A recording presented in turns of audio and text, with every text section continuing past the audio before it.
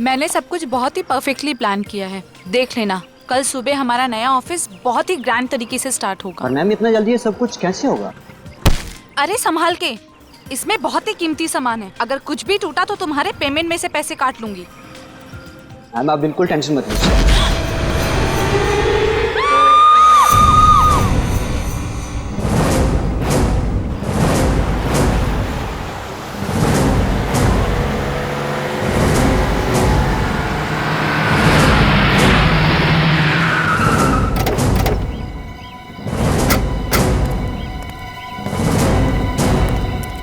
Excuse me, एक minute.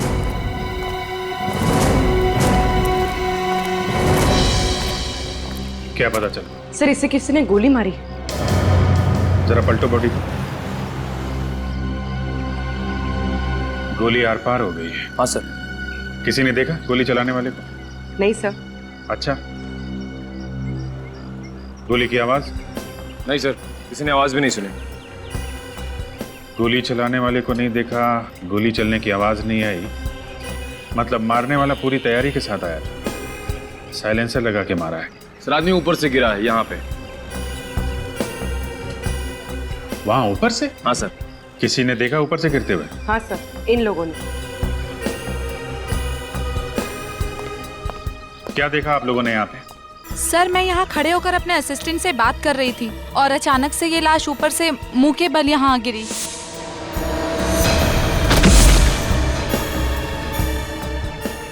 गोली चलने की आवाज सुनी आप लोगों ने? जी नहीं सर। चीखने चिल्लाने की? जी बिल्कुल भी नहीं। कौन है ये आदमी, आप लोग जानते हैं? नहीं सर। नहीं सर। ये यहाँ काम नहीं करता क्या? I don't think so. नहीं सर।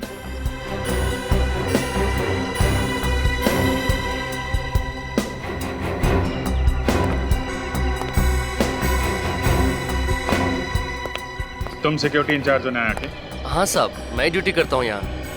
कौन है ये आदमी, कब आया यहाँ? पता नहीं साहब, वो पता नहीं? क्या कर रहे थे यहाँ पे? हैं? इसकी एंट्री नहीं लिखी क्या? साहब रजिस्टर में एंट्री तो की होगी साहब, पहचानना मुश्किल है साहब।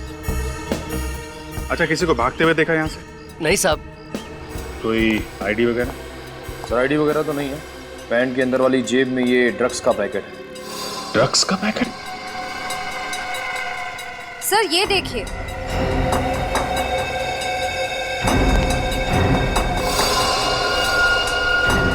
ये तो रस्सी का निशान। लेकिन सर ये आदमी ऊपर रस्सी के साथ क्या कर रहा होगा?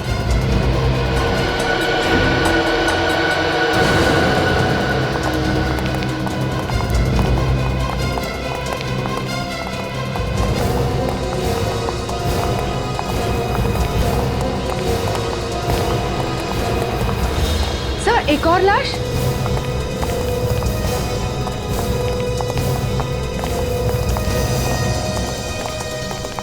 विजय जी?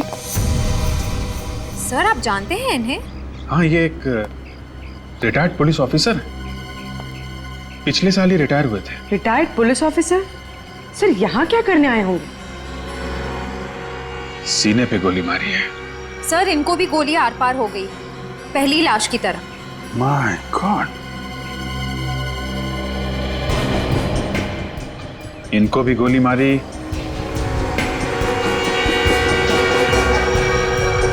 और नीचे जो लाश पड़ी है उसे भी। सर कहीं इन दोनों का आपस में कोई संबंध तो नहीं? संबंध है पूर्वी, संबंध है। ये देखो, इनके हाथ देख रहे हो?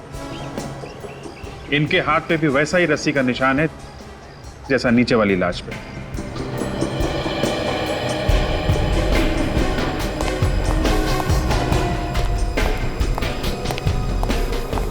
सर लाश फोरेंसिक भिजवा दी। माय गॉड, क्या हुआ सर? ये सब क्या हो रहा है?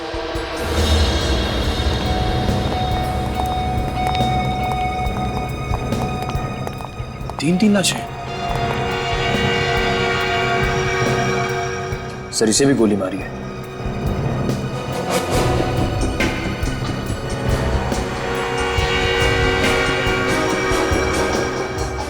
सर एग्जिट वोन नहीं है, मतलब सर गोली अभी भी अंदर है। सर बाकी दो को गोली आर पार हो गई है।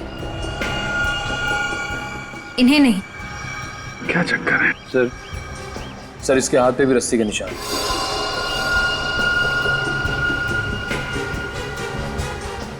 एक बात नोट की तुम लोगों ने?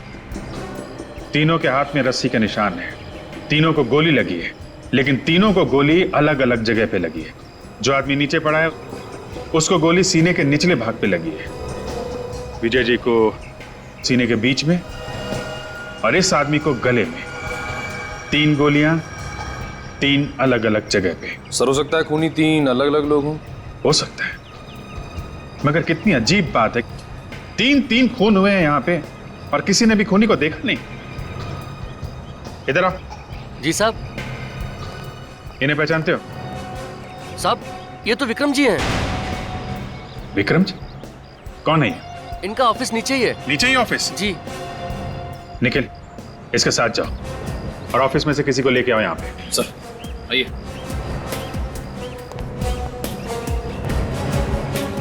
सर, एक रिटायर्ड पुलिस ऑफिसर, दूसरा बिजनेसमैन और तीसरे की जेब से हमें ड्रग्स मिले। ये तीनों टेरेस पे क्या कर रहे थे? सर शायद ये विक्रम ड्रग्स लेता हो और दूसरे आदमी से खरीदता हो, जो शायद एक ड्रग डीलर हो। हम अगर एक retired police officer Vijay ji, ये यहाँ पे क्या कर रहे थे?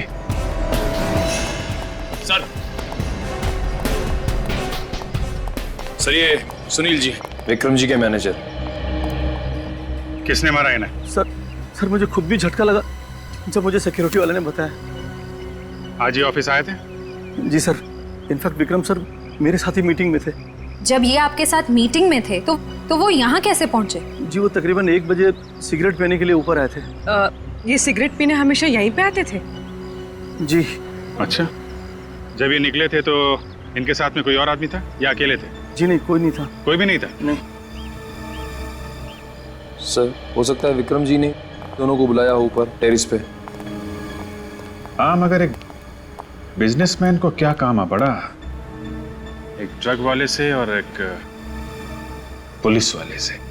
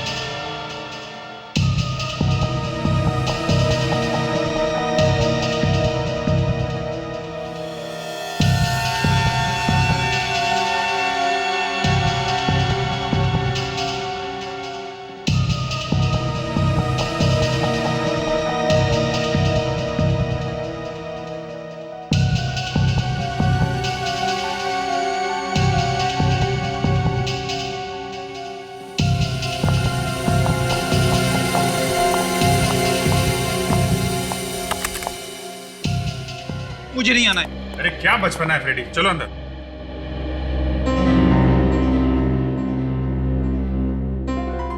मैं नहीं आऊंगा, मुझे नहीं आना है। अरे नाराज होने से क्या फायदा है यार? बात कर लेते हैं डॉक्टर साहब से। क्या हुआ? आज फ्रेडी सर के मिजाज क्यों खराब है? अब क्या बताऊं तारिका जी, ये डॉक्टर साहब, इनकी वजह से हो रहा है सब। क्या डॉक्टर साहब, क्या कह दिया आपने? फ्रेडी को अंदर आने के लिए तैयार नहीं है। कमाल करते हो यार, मैंने क्या कह दिया भाई? ए फ्रेडी यहाँ इधर इधर, कम कम।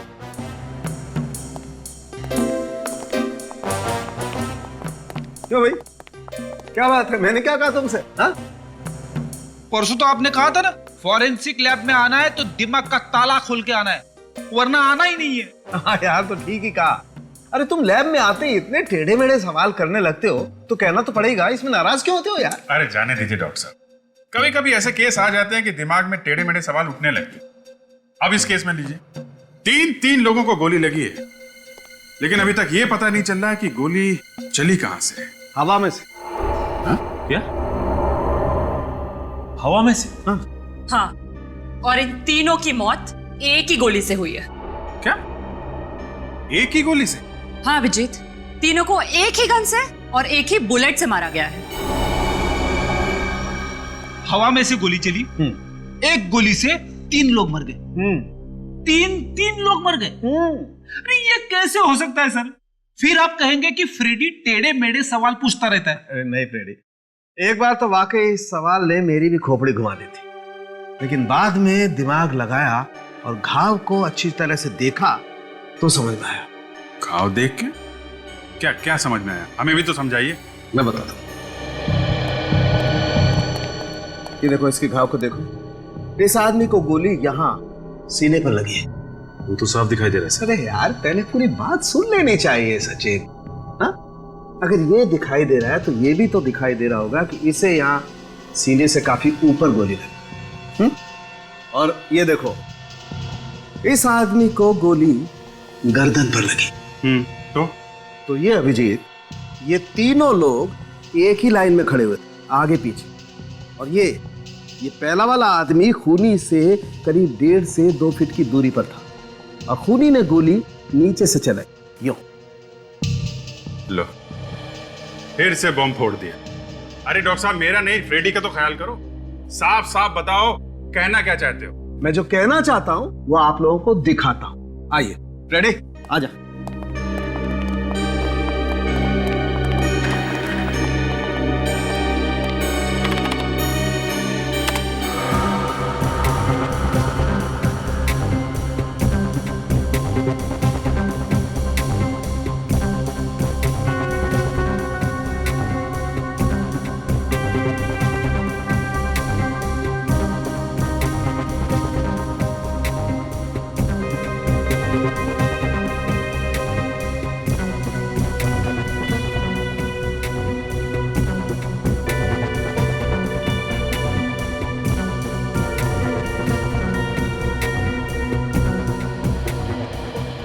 तीनों अपनी मौत को खींच रहे थे।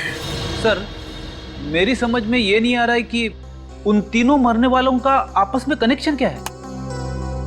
फ्रेडी एक एक्स पुलिस ऑफिसर विजय है, दूसरा बिजनेसमैन विक्रम, और तीसरा वो आदमी जिसके पास से हमें ड्रग्स मिले थे। तीनों के तीनों एक साथ उस बिल्डिंग के छत पर थे। क्यों?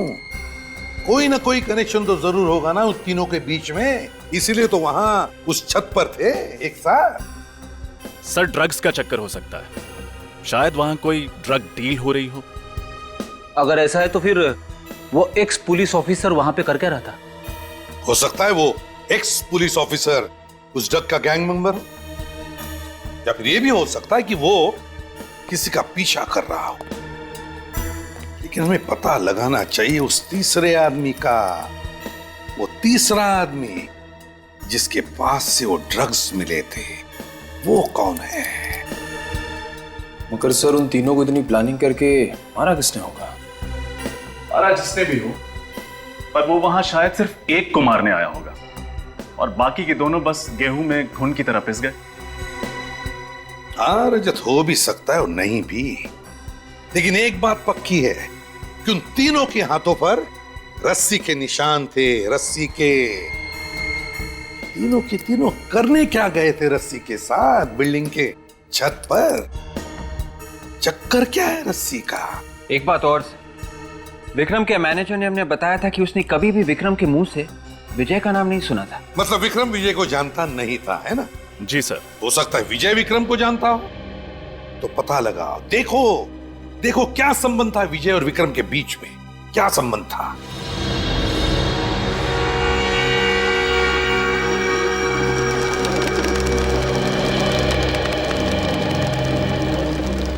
डॉक्टर सारुंखे ने बताया था कि पहले आदमी को खूनी ने 2-3 फीट की दूरी से गोली मारी है। और वो भी नीचे के एंगल से। पहले आदमी को सीने पे लगी, दूसरे को सीने पे ऊपर और तीसरे को गले में लगी। इसका मतलब खूनी यहां से बाहर लटक रहा था। पर सर कोई ऐसे हवा में से गोली कैसे चला सकता है? पूर्वी उन तीनों के हाथ में रस्सी के निशान थे, तो शायद उन तीनों ने ये रस्सी पकड़ी होगी और खूनी उसी रस्सी के दूसरे सिरे पे नीचे लटका होगा।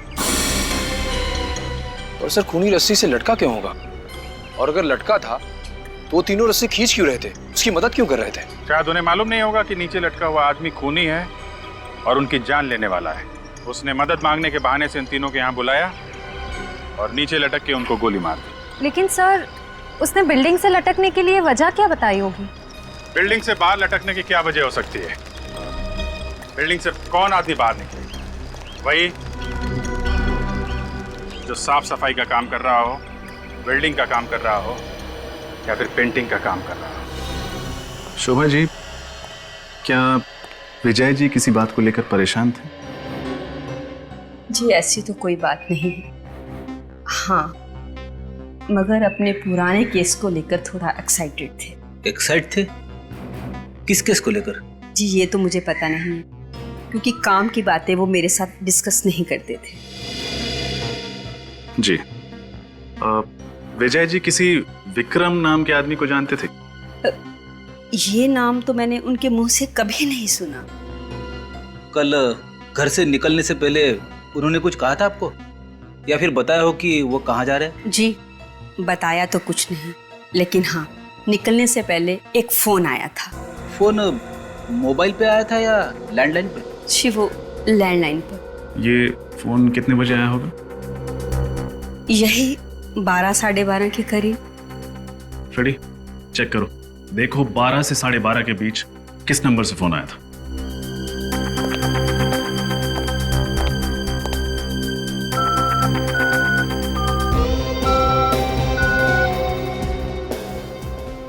सर 12 और 12:30 के बीच सिर्फ एक ही फोन आया था।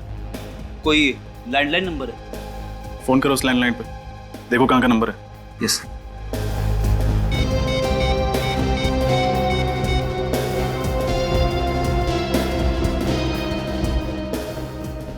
हेलो, हाँ अब कहाँ का नंबर है ये? क्या? Okay thanks. क्या हुआ सर? जिस नंबर से विजय जी को फोन किया गया था वो विक्रम के ऑफिस का है। क्या? विक्रम के ऑफिस का? विक्रम के ऑफिस से किसने फोन किया होगा और क्यों? सुनो। सलाम साहब। सलाम। अच्छा इस बिल्डिंग में कल कुछ काम चला था, पेंटिंग का, वेल्डिंग का या साफ सफाई का? हाँ साहब, वेल्डिंग का काम चल रहा था। कहाँ पर? 7वें माले पर विक्रम जी का ऑफिस है ना, उसके विंडो के बाहर काम चल रहा था। अच्छा ये वेल्डर छत से लटक के काम कर रहा था? हाँ साहब, लटक के काम कर रहा था। नाम क्या है उसका? रहता कहाँ है? सर पता नहीं किसने फोन किया, हम तो किसी विजय नाम के आदमी को जानते भी नहीं है। शायद विक्रम ने फोन किया हो। मगर विक्रम सर क्यों फोन करेंगे जब वो किसी विजय नाम के आदमी को जानते ही नहीं थे? हेलो सर, मैं रोहित, विक्रम का छोटा भाई। मिस्टर रोहित, आपके भाई विक्रम ने कभी आपके सामने विजय नाम के किसी आदमी का जिक्र किया था? नहीं सर, बिल्कुल नहीं। आपका भाई ड्रग्स लेता था? ड्रग्स तो लेता था सर, लेकिन ये बात 1 साल पुरानी है। 1 साल पुरानी बात? मतलब? दरअसल 1 साल पहले एक हादसे की वजह से भाई ने ड्रग्स लेना छोड़ दिया था। हादसा? कैसा हादसा? एक प्लेन क्रैश हुआ था और उसमें भाई भी था। किस्मत अच्छी थी कि उसमें से 2 लोग बच निकले, एक भाई और एक औरत। एक्चुअली सर जिंदगी ने विक्रम सर को एक और मौका दिया, वो ये मौका हाथ से गंवाना नहीं चाहते थे, इसलिए उन्होंने शराब और ड्रग्स को हमेशा हमेशा के लिए छोड़ दिया था। अगर विक्रम सचमुच में बदल गया था, उसने ड्रग्स भी छोड़ दी थी, तो वो ड्रग्स वाले आदमी के साथ छत पे क्या कर रहा था?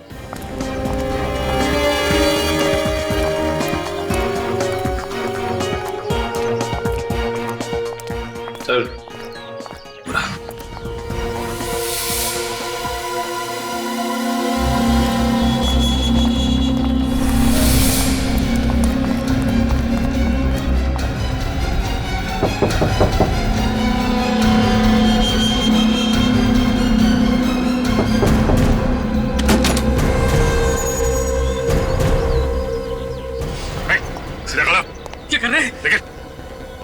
गलती है क्या? कौन है आप लोग? हम लोग सीआईडी से। सीधा खड़ा रहे। लेकिन मैंने क्या है? अभी पता चल जाएगा। तिगड़ी स्क्वायर बिल्डिंग में तू वेल्डिंग का काम करने गया था ना? जी मैं ही गया था 7th फ्लोर पे, लेकिन मैंने क्या है? खून किया है तूने? खून? हाँ, 3 लोगों का खून किया है तूने। नहीं साहब, मेरा विश्वास कीजिए, मैंने कोई खून नहीं किया। देख, झूठ मत बोल, सच सच बता। अरे साहब, मैं क्यों झूठ बोलूंगा? मैं तो दोपहर 1 बजे खाना खाने गया था और जब लौट के वापस आया तो गार्ड ने कहा कि अंदर मत जाओ, खून हो गया है, काम मत करो, जाओ। फंसने के बाद हर अपराधी ऐसे ही कहता है। सच तो ये है कि तूने उन तीनों का खून किया और वहाँ से भाग गया। नहीं मैडम, मेरा विश्वास कीजिए, मैंने कोई खून नहीं किया है। फिर एंट्री बुक में बाहर जाने का टाइम क्यों नहीं लिखा? मैं जल्दी में निकल गया था और वैसे भी खाना खाने के बाद वापस काम पे ही आना था, इसीलिए मैंने साइन नहीं किए। अच्छा आप ये बताइए, कल विक्रम से मिलने कौन कौन आए थे? सर रोज की तरह कल भी 10-12 मीटिंग्स थी उनकी। कोई खास बात उन मीटिंग्स के बारे में? वैसे तो कोई खास बात नहीं थी, लेकिन बहुत दिनों बाद कल ध्रुव सर आए थे। ये ध्रुव कौन है? सर ध्रुव भाई का x business partner. X business partner? हाँ सर, दरअसल 1 साल पहले भाई से उसने पार्टनरशिप तोड़ दी थी। क्यों? सर ध्रुव पाई के लिए मोहताज हो गया था और उसे लगता था कि इसकी वजह विक्रम है, जिसने सारा पैसा अपने नाम कर लिया। सर उस वक्त ध्रुव सर ने विक्रम सर को जान से मारने की धमकी भी दी थी। कहाँ मिलेगा ये ध्रुव? सर घर के अंदर कोई गन नहीं मिली। साहब मेरा विश्वास कीजिए, मैंने कुछ भी नहीं किया है। अगर तुमने कुछ नहीं किया तो फिर खूनी ने तुम्हारा ही भट्टा और तुम्हारी रस्सी कैसे इस्तेमाल की? सर ये सब मुझे नहीं मालूम, लेकिन खून मैंने नहीं किया है साहब, मैंने खून नहीं किया। एक बात बताओ, जब तुम वहाँ पे काम कर रहे थे तब तुमने किसी ऐसे आदमी को देखा जो तुम पे नजर रख रहा हो, खास करके उस समय जब तुम छत के आसपास रहे हो? नहीं साहब।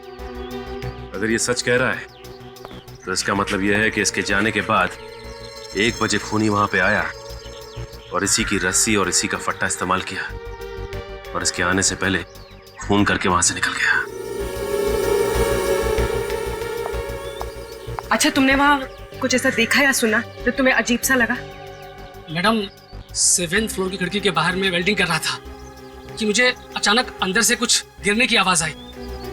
ऐसा लगा कुछ गिर के टूट गया हो और शायद वहां पर कुछ लोगों के लड़ाई झगड़े की भी आवाज आ रही थी, मगर वो लोग किस बारे में बात कर रहे थे, क्या बोल रहे थे, ये मेरी कुछ भी समझ में नहीं आया। अच्छा ये सब हुआ कितने बजे? सर यही करीब 11 साढ़े 11 बजे। 11 साढ़े 11 बजे? अच्छा ये बताओ कि कल 11 साढ़े 11 के बीच तुम विक्रम के ऑफिस में गए थे? हाँ गया था। क्यों? कुछ काम था। वही तो पूछ रहा हूँ, क्या काम था? आप लोगों को इससे क्या लेना देना है? लेना देना है मिस्टर, इसीलिए तो पूछ रहा हूँ, क्या काम था? आप लोग तो दादागिरी कर रहे हैं मेरे साथ। ये दादागिरी नहीं मिस्टर ध्रुव, शराफत से पूछ रहे हैं, बता दीजिए। कुछ पर्सनल काम था। देखिए ये घुमा फिरा के बातें करना बंद कीजिए और शराफत से वो बताइए जो हम पूछ रहे हैं, क्योंकि अगर हम दादागिरी पे उतर आए ना तो तोते की तरह बोलना शुरू कर देंगे आप।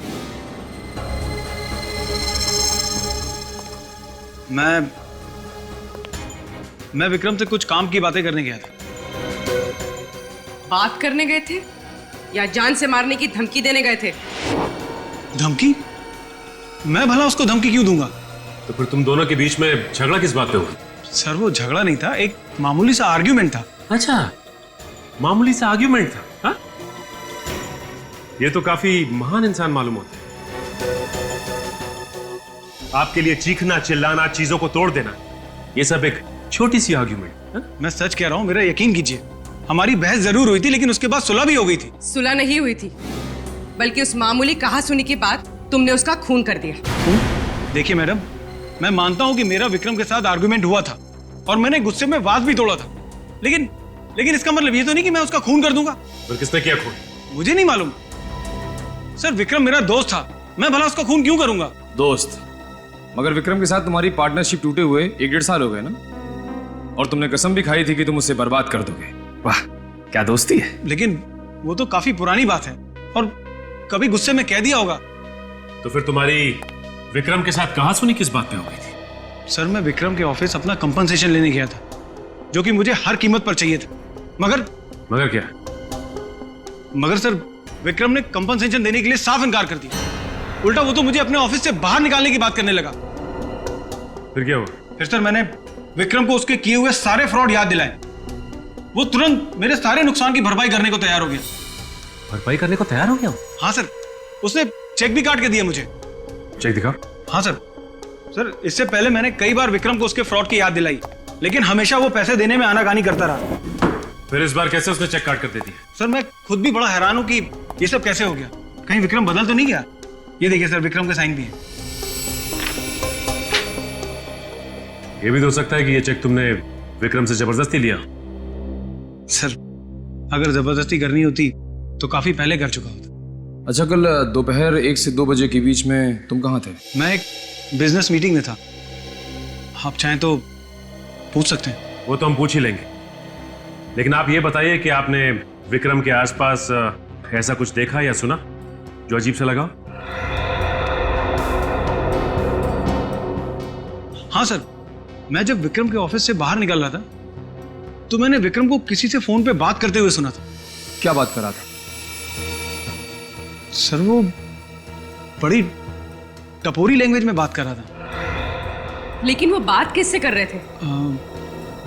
किससे? भीकू, भीकू नाम के किसी आदमी से बात कर रहा था।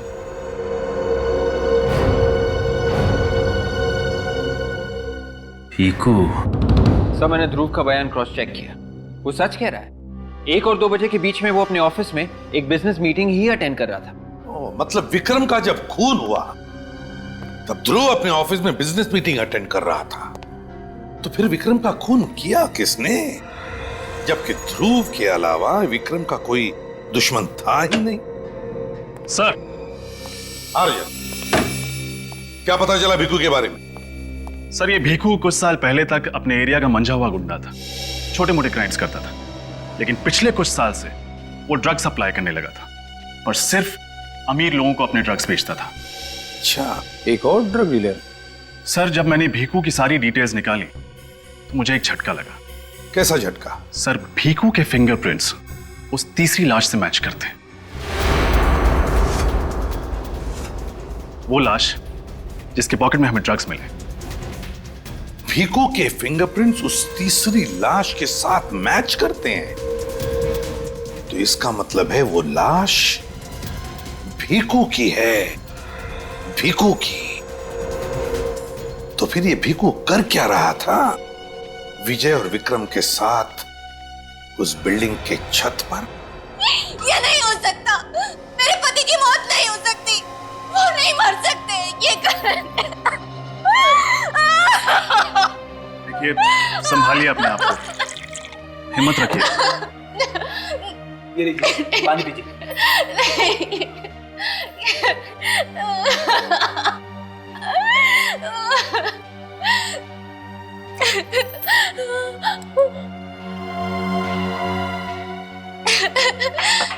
किसने मारा मेरे पति को?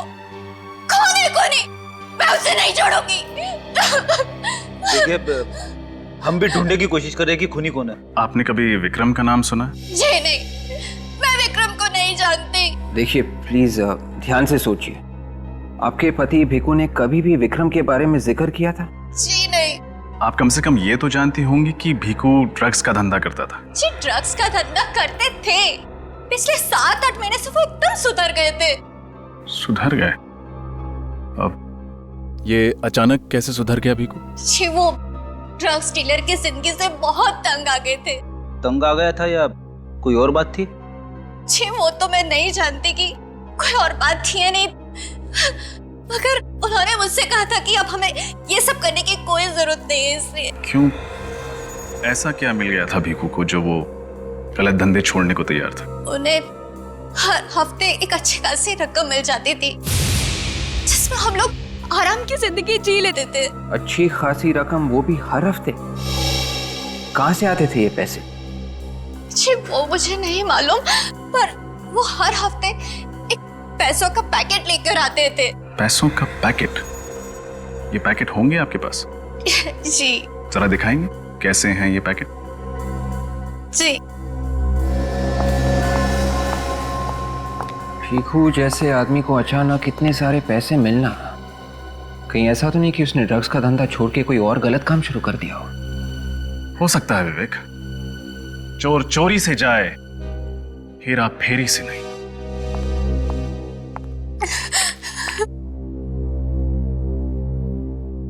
अरे ये तो विक्रम की कंपनी का इन्वेलप है। मतलब भीखू को पैसे विक्रम देता था, मगर क्यों? ये इन्वेलप कब लाया था वो? जी परसों लाए थे। परसों? एक काम करते हैं, इन नोटों की गड्डियों पर उंगलियों के निशान होंगे, उनसे पता चल जाएगा कि ये पैसे विक्रम ने दिए थे या किसी और ने।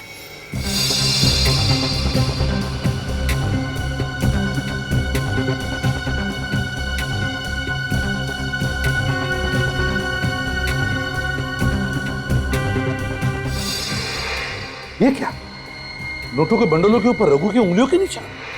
हाँ सर। मगर रघु की तो 1 साल पहले प्लेन क्रैश में मौत हो गई थी, तो फिर उसकी उंगलियों के निशान कहां से आए? वही तो फ्रेडी, वही तो। रघु की उंगलियों के निशान आए कैसे और कहां से?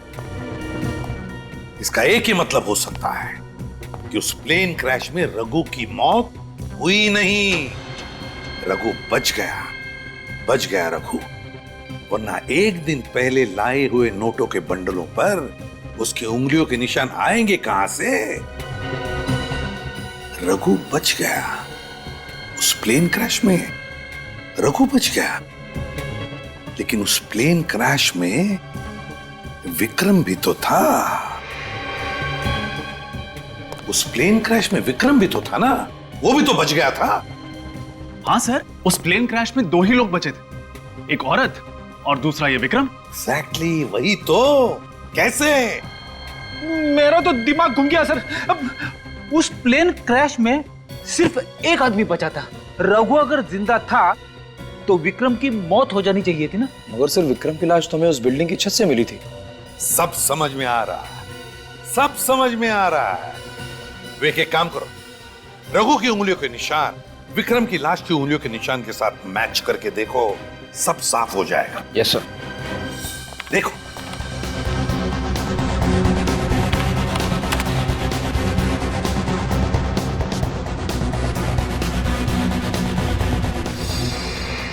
Sir perfect match. रघु की उंगलियों के निशान विक्रम की लाश की उंगलियों के निशान के साथ मैच करते हैं सर। एग्जैक्टली। जिसे हम विक्रम की लाश समझ रहे थे, वो विक्रम की लाश नहीं बल्कि रघु की लाश थी, रघु की लाश। मगर सर ऐसा कैसे हो सकता है? रघु ने अपना चेहरा ऐसे कैसे बदल दिया? विक्रम कैसे बन गया? ऐसा ही हुआ है विवेक, ऐसा ही हुआ है। बस उस हॉस्पिटल में जाकर पूछताछ करो जहां पर इस प्लेन क्रैश के पैसेंजर्स को एडमिट किया गया था। वहीं पर विक्रम और रघु के चेहरे का पर्दा हट जाएगा और वहीं पर दूध का दूध हो जाएगा और पानी का पानी। डॉक्टर साहब, पिछले साल जो प्लेन क्रैश हुआ था उसके घायल पैसेंजर्स और डेड बॉडीज की देखरेख आप ही कर रहे थे? जी हाँ सर, मैंने और मेरी टीम ने की। जो लोग घायल हुए थे और जिनकी मौत हुई थी, उनके बारे में कुछ जानकारी चाहिए थी हमें। वो प्लेन बहुत बुरी तरीके से क्रैश हुआ था। हमने बहुत कोशिश की सर, लेकिन सिर्फ 2 लोगों को बचा पाए। और उनमें से एक का नाम था विक्रम। क्या आप हमें बता सकते हैं कि जब उस आदमी को यहाँ लाया गया तो वो किस हालत में था? जब उसे यहाँ लाया गया था उसकी हालत बहुत खराब थी। उसका शरीर बिल्कुल जल गया था, चेहरा तो बिल्कुल पहचान में नहीं आ रहा था। तो फिर आपने उनकी प्लास्टिक सर्जरी की? जी हाँ। डॉक्टर साहब, आपको इस बात का यकीन कैसे हुआ कि जिस आदमी का आप लोग प्लास्टिक सर्जरी कर रहे हैं वो विक्रम ही है? हो सकता है वो कोई और था जिसे आप लोग विक्रम समझे। उस क्रैश के वक्त यहाँ पर 100 से ज्यादा लोगों को लाया गया था और सबकी हालत बहुत खराब थी और हमारे पास टाइम कम था, इसलिए हमने पेशेंट की पहचान उनके सीट नंबर से की। उसी से पता चला कि वो विक्रम है और उसकी तस्वीर की मदद से उसका चेहरा ठीक किया। जानकारी के लिए बहुत बहुत शुक्रिया। Thank you doctor. You welcome. Sir एक बात समझ नहीं आई, रघु को विक्रम का चेहरा तो मिल गया, लेकिन उसके घर वालों ने उसके हाव भाव, उसकी आदतों से कभी पहचाना नहीं कि विक्रम नहीं कोई और है। हो सकता है रघु विक्रम को अच्छी तरह से जानता हो, इसलिए बड़ी आसानी से उसका हमशक्ल बन के उसकी जिंदगी जीने लगा। हमें यह पता करना चाहिए कि रघु और विक्रम इन दोनों का आपस में क्या कनेक्शन था।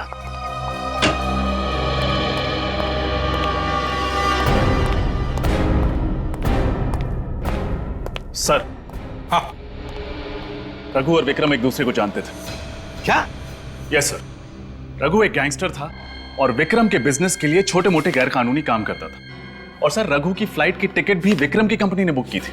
अच्छा, देखा किस्मत ने कैसे एक गैंगस्टर को बिजनेसमैन बना दिया।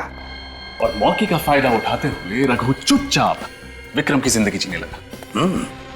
सर, रघु और भिखू भाई भाई थे, शायद इसलिए रघु ने भिखू को छत पे बुलाया होगा। मगर एक्स पुलिस ऑफिसर विजय को क्यों बुलाया होगा? सर, मैंने विजय के कुलीग से पता किया कि एक जमाने में रघु विजय का इन्फॉर्मर हुआ करता था। रघु विजय का इन्फॉर्मर हुआ करता था? बस, तो रघु ने विजय को बुला लिया होगा कुछ इन्फॉर्मेशन देने के लिए। सर, और एक बात। वो क्या? अब तक हमें लग रहा था कि खूनी विक्रम को मारना चाहता था। सर, यह भी तो हो सकता है कि खूनी को ऑलरेडी पता हो कि विक्रम नहीं रघु है और वो दरअसल रघु को मारना चाहता हो। मगर सर, ऐसा कौन हो सकता है जो ये सब कर रहा है? सर, रघु को परसों रात किसी ने अपने घर में जाते हुए देखा है। लेकिन सर, रघु अपने घर क्यों जाएगा? वो अगर वहां जाता है तो उसका पर्दाफाश नहीं हो जाएगा? लोगों को यह नहीं पता चल जाएगा कि वो विक्रम नहीं रघु है? रजत, जरूर इस रघु के घर में कोई ऐसी चीज छुपी हुई है जिसे मिलते ही रघु का पर्दाफाश हो सकता है। लेकिन क्या हो सकती है वो चीज? ढूंढो उस चीज को, अच्छी तरह से तलाशी लो रघु के घर की, तलाशी लो।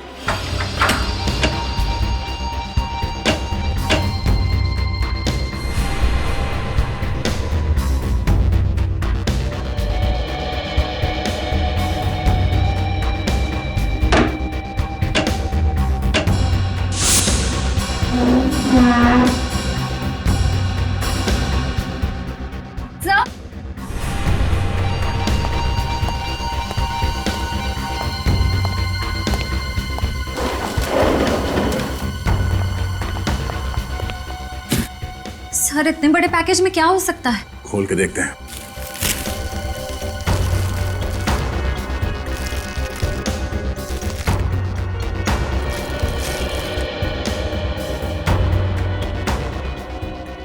पेंटिंग्स? काफी महंगी पेंटिंग्स है ये। इतनी महंगी पेंटिंग्स ये रघु के पास कहां से आई? रघु तो अभी विक्रम बन के घूम रहा है ना। और सर, अब उसके पास इतने पैसे हैं कि वो ये पेंटिंग्स आसानी से खरीद सकता है। हम मगर रघु ने ये पेंटिंग्स यहाँ पे छुपाया क्यों? अगर ऐसा होता तो अपने घर पे सजा के रखता। इनसे फिर पता कैसे चलेगा कि ये पेंटिंग्स इस रघु तक कैसे पहुंची? एक आदमी है जिसे मैं जानता हूँ, वो बता सकता है इन पेंटिंग्स के बारे में।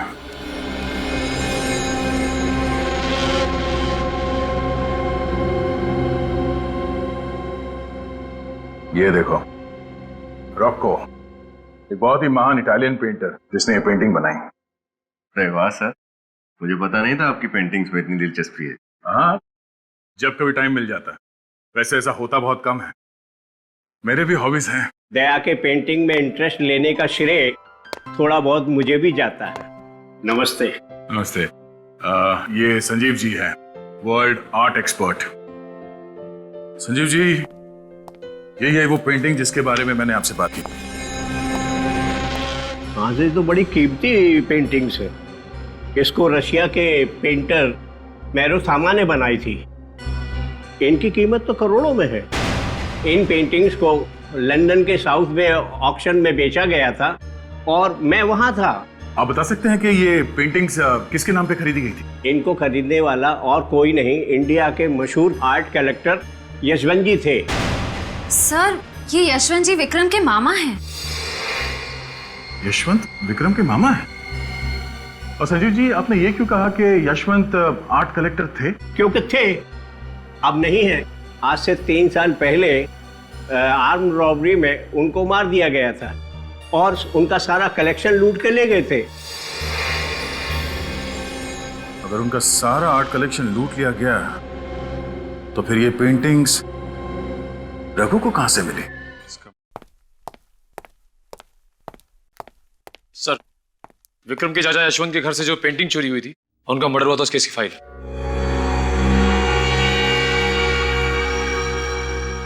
अरे ये क्या हुआ सर? इस केस के इंचार्ज विजय जी थे? सर, विजय जी की बीवी शायद इसी केस के बारे में बात कर रही थी, जिसको लेकर विजय जी एक्साइटेड थे। इसमें लिखा है घर के अंदर कोई फोर्स्ड एंट्री नहीं थी। इसका मतलब ये काम किसी अंदर वाले आदमी का है, जिसे घर के बारे में पूरी जानकारी थी, इस पर यशवंत जी को पूरा भरोसा था, अच्छी तरीके से पहचानते थे उसे। मगर सर वो आदमी कौन था जिस पे विजय जी को शक था? मजेदार बात यह है कि उसका नाम विक्रम है। विक्रम पे शक था? हाँ, विक्रम पे शक था, मगर सबूत न मिलने की वजह से ये केस पेंडिंग पड़ा हुआ था। सर एक बात समझ में नहीं आ रही कि ये रघु और विक्रम, इसने विजय जी को क्यों बुलवाया और वो ये पेंडिंग केस क्यों खुलवाना चाहता था, जबकि वो अच्छी तरह से जानता था कि अगर ये पेंडिंग केस खुल गया तो वो फंस जाएगा, क्योंकि दुनिया की नजरों में वो विक्रम है। इसका मतलब रघु को पता चल गया था कि असली खूनी कौन है, यशवंत जी का खून किसने किया और किसने वो पेंटिंग चुराई। वो चाहता था कि असली खूनी पकड़ा जाए, जिसकी वजह से विक्रम का नाम इस केस से साफ हो जाए, रघु बाकी की जिंदगी आराम से गुजार सके विक्रम बन के। सर यशवंत जी का खून किसने किया और वो पेंटिंग किसने चुराई? कोई ऐसा आदमी जिसे मालूम था कि विक्रम विक्रम नहीं रघु है। ओह डार्लिंग, अभी तक तुमने मुझे पहचाना ही नहीं। यू नो व्हाट, सांप का कांटा बच सकता है, बिच्छू का कांटा बच सकता है, लेकिन मेरा यू जस्ट डोंट वरी, तुम्हें घबराने की कोई जरूरत नहीं। और फिर तुम तो जान हो हमारी, सारे रास्ते साफ हो चुके और अब जल्द ही तुम हमारी दुल्हन बनोगी और इस सारी जायदाद। सर आप यहाँ? हाँ, वो शादी का तोहफा देना था। तोहफा? कैसा तोहफा सर? खुद ही देख लो। सर ये तो वही पेंटिंग है जो मेरे मामा यशवंत के घर से चोरी हुई थी। हाँ, रघु के घर से मिली, उसी ने चुराई थी। Thank you sir. सर मेरे भाई के कातिल का पता चला? हाँ, पता चल भी गया है और नहीं भी। मतलब ये कि हम जानते हैं खूनी कौन है, पर हम चाहते हैं कि वो खुद ही सब कुछ उगल दे। कौन है सर? किसने मारा मेरे भाई को? शायद तुम। मैं भला अपने भाई का खून क्यों करूंगा सर? भाई को नहीं, रघु को तो मार ही सकते हो ना। अपने अंकल यशवंत को मार सकते हो।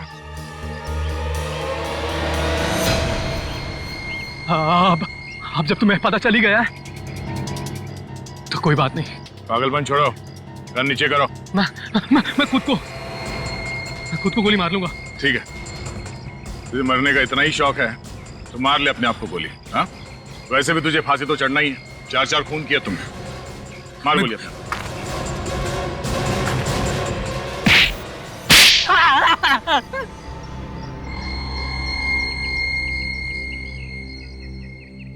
सर मैं नहीं मारा है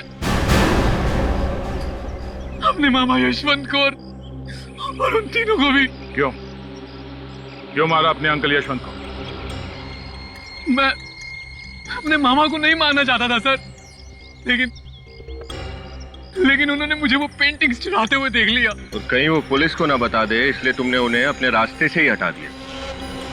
और फंस गया विक्रम, तो फिर रघु और विक्रम, उसे क्यों मारा तुमने? सर मुझे पता चल गया था कि प्लेन क्रैश में मेरे भाई की मौत हो गई है और उसकी जगह वो रघु बहरूपिया बन के आ गया, इसलिए मैंने उसको भी मार डाला सर। और उस रघु उर्फ विक्रम को ये पता चल गया था कि वो पेंटिंग्स तुमने चुराई थी। हाँ, और उस दिन उसने वही बताने के लिए इंस्पेक्टर विजय को छत पर भी बुलाया था। और इससे पहले कि इंस्पेक्टर विजय को सच्चाई का पता चल जाता, तुमने उन तीनों का खून कर दिया। हाँ सर। बहुत खूब, बहुत फुल प्रूफ प्लानिंग बनाई थी तुमने। तुम्हारे सारे पत्ते एक झटके में बिखर गए। तुमने वो कहावत तो सुनी होगी, जो बोओगे वही पाओगे। जिस रस्सी के सहारे तुमने उन तीनों का खून कर दिया, वही रस्सी तुम्हारे फांसी का फंदा बनेगी।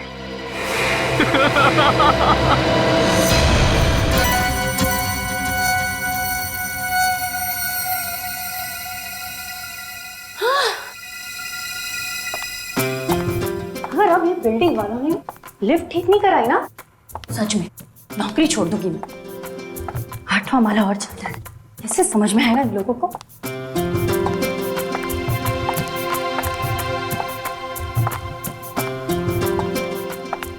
अभी तो इसका ऊपर आ जाना है।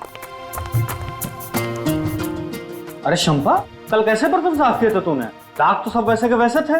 अरे साहब, आपको कितनी बार बोला कि मेरे को महंगा वाला साबुन लाके दो, पर आप है कि सुनते ही नहीं। अभी सस्ते वाले साबुन से ऐसे ही बर्तन साफ होंगे। अभी चलो हटो, जाने दो, मेरे को बहुत काम।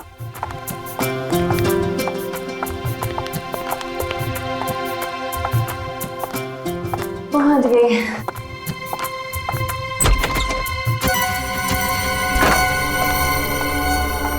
अरे बाप रे, बहुत देरी हो गई है। मेम साहब सो रही होगी, चाबी से दरवाजा खोल ली थी।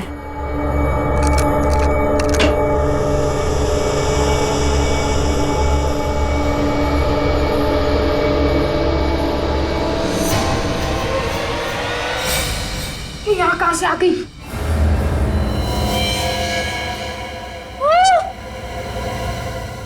अरे इसको भी मार देते हैं। मेम साहब का खून हो गया। कोई है? बवाल हो जाएगा, भागते यहाँ से। और शायद वहां से आ रही है। खून कर दिया, देखिए ना। कोई है? रुको तुम लोग, सीआईडी को फोन करता हूँ।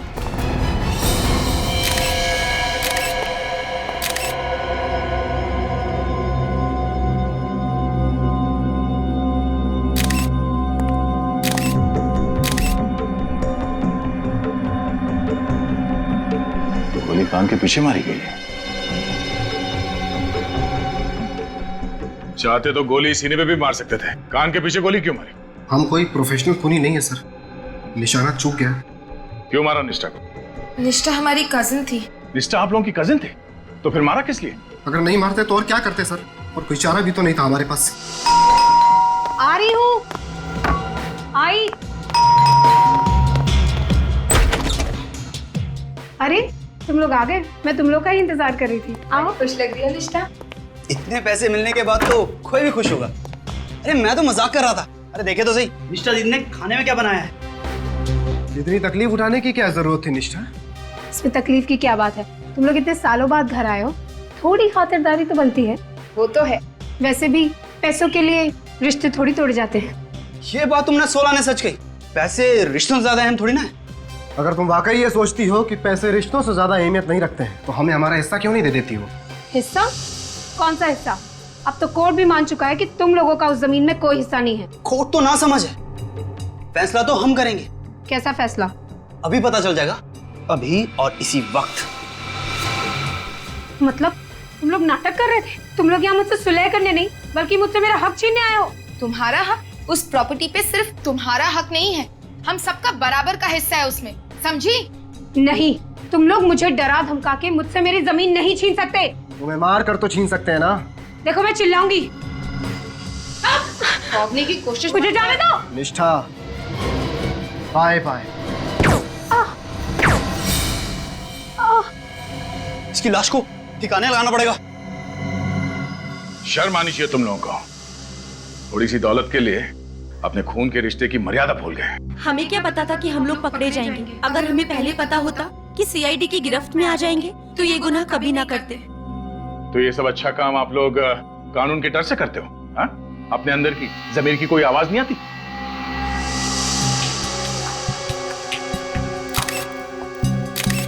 सर,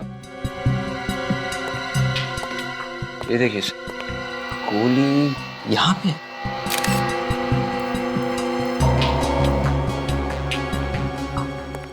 कितनी गोलियां चलाई आप लोगों ने? मालूम नहीं सर। मालूम नहीं मतलब? गोलियां तुम लोगों ने चलाई है, तुम लोगों को मालूम होना चाहिए। सर गन पे साइलेंसर लगा था, सोचा कि निष्ठा किसी भी कीमत पर बचनी नहीं चाहिए। बहुत ही घटिया प्लान था तुम लोगों का। तुमने ये भी नहीं सोचा कि सबसे पहला शक तुम लोगों के ऊपर जाएगा। हमने तो सोचा था किसी ऐसी जगह ठिकाने लगा देंगे जहाँ से वो कभी ना मिले। और जब वो कई सालों तक लापता रहती तो सारी जायदाद वैसे ही हमारी हो जाती। जायदाद नहीं, फांसी का फंदा मिलेगा तुम तीनों को। विवेक ले जाओ ने, चलो आइए इस तरफ, सीधा सीधा। समाज में ये गुनाहों का सिलसिला पता नहीं कब थमेगा।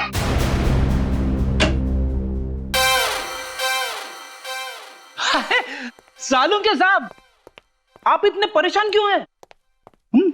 ऐसी मुद्रा में आप अच्छे नहीं लगते। अपने आप से पूछो है सवाल। तुम्हारी वजह से परेशान हूं। मेरी वजह से? हाँ, तुम सब लोगों की वजह से परेशान हूं मैं। अरे किसी दिन सोचा कि चलो आज छुट्टी मना लेता हूं, अपनी गर्लफ्रेंड के साथ जाकर के पिक्चर देख लेता हूं, एक लाश भेज देते हो यहाँ पर। सालुंके साहब, वाइफ के साथ फिल्म देखने का प्लान तो मेरा भी था, मगर जो काम आपको 2 घंटे में करना चाहिए था उसे आप च्युइंगम की तरह खींचते ही जा रहे। च्युइंगम की तरह खींच रहा हूं मैं? देखो, अगर ये काम तुम्हें इतना आसान लगता है ना तो खुद आकर के कर लिया करो। चुप! मेरे कानों में से धुआं निकल रहा है, मैं फालतू की बात सुनना पसंद नहीं करता। अरे सालुंके साहब, मगर हुआ क्या है? ये तो सीधे सीधे ओपन और शट केस है। उन तीनों खूनियों ने भी अपना गुनाह कबूल कर लिया है। उन तीनों ने खून नहीं किया है। क्या? अब ये आप क्या कह रहे हो सर? उन तीनों खूनियों ने इसका खून नहीं किया? बच गई ना घंटी? आंखों के आगे धुआं छा गया। मेरी भी आंखों के आगे धुआं छा गया था जब मुझे पता लगा था। मैं एसीपी साहब को फोन करता हूँ। हाँ बुलाओ, सबको बुलाओ। चुप! बुलाओ सबको। हाँ फ्रेडी, क्यों बुलाया? सर वो सालुंके साहब। मैं बताता हूँ बॉस क्यों बुलाया। बॉस, आप लोगों को ये 2 गन सी मिली थी वहां पर? हाँ, और ये दोनों गन मोहित और वंश की है। पक्का? दूसरी कोई गन नहीं मिली? बिल्कुल। लेकिन ये पूछ क्यों रहा है तू सालुंके? एक बात निश्चित है बॉस, निष्ठा का खून उसके कजिन्स कर ही नहीं सकते, क्योंकि निष्ठा को गोली ना तो इस गन में से लगी है ना इस गन में से लगी है। मतलब निष्ठा को जो गोली लगी वो मोहित या फिर वंश के गन में से नहीं चली है, तो फिर किसके गन से चली? और वैसे भी सालुंके उस वक्त वहां पर इन तीनों के अलावा, मेरा मतलब है मोहित, वंश और रिया के अलावा कोई भी नहीं था यार। प्रद्युमन, मैं सिर्फ एक बात जानता हूं, इन दोनों गन्स में से जो गोली निकली है वो 0.22 कैलिबर की है। हाँ तो? मगर सर, निष्ठा के शरीर में से जो गोली मिली है वो अलग कैलिबर की है। अलग कैलिबर की मतलब ये कि वो गोली आम साधारण गोलियों से ज्यादा खतरनाक है। एक बात और, निष्ठा के घाव को देख करके पता लगता है कि गोली इसे सीधी नहीं मारी गई। निष्ठा को गोली सीधे नहीं लगी है। कितनी दूरी से चलाई है गोली सालुंके? काफी पास से चलाई गई है सर। गन और निष्ठा के बीच की दूरी 6 फीट से ज्यादा नहीं रही होगी। निष्ठा को गोली सीधी नहीं लगी है, गोली 6 फुट से ज्यादा दूर से नहीं चली है, फिर गोली मोहित और वंश के गन में से भी नहीं चली है, तो फिर गोली चली कहां से और किसके गन से?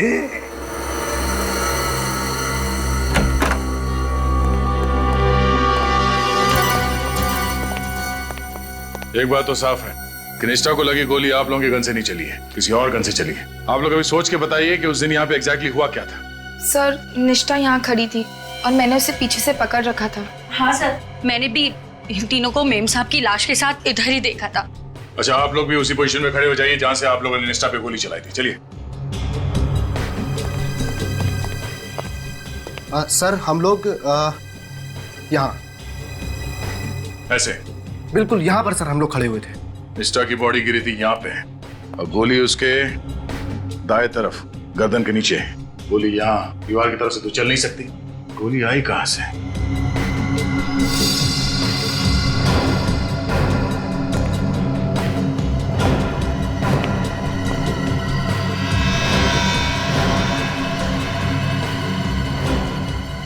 ये ग्लास पहले से टूटा हुआ था? नहीं सर, जब हम घर में घुसे तो सब कुछ ठीक ठाक था।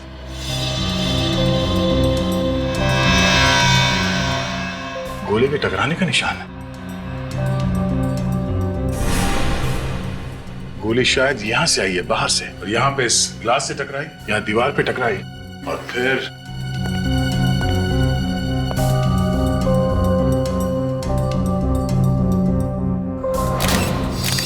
ये यहां से डिफ्लेक्ट होके शायद निष्ठा को लगी गर्दन पे। मतलब सर गोली इस तरफ से चली, मगर इस तरफ से कोई गोली कैसे चला सकता है?